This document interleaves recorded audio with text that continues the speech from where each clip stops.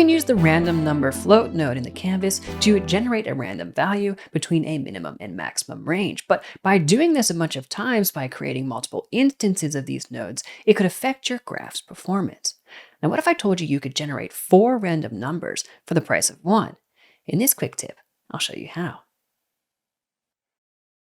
Okay, so you can see in the canvas we have 4 random number float nodes. Now, another way to generate random numbers is using the random number Vec4 or vector 4 node here. And you can see we can generate 4 random numbers for the price of 1. Now, to extract those numbers, I can drag a connection out and press .x for the first, .y for the second,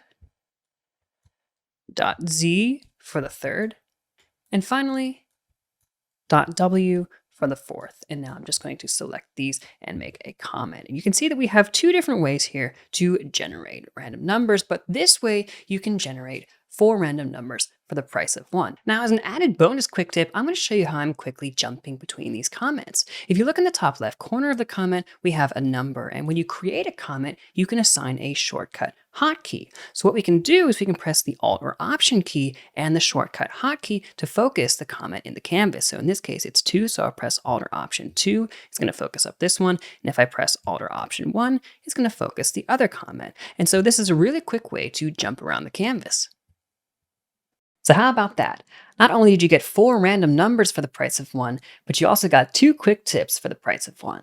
Now, when it comes to optimizing your graph, every little bit counts. And if you'd like to learn more about graph optimization and InstaMAT's powerful feature set, check out our YouTube channel. We have lots of quick tips like these, as well as more in-depth videos to get you up and running in no time. That's it for now. Thanks for watching, and we'll see you in the next video.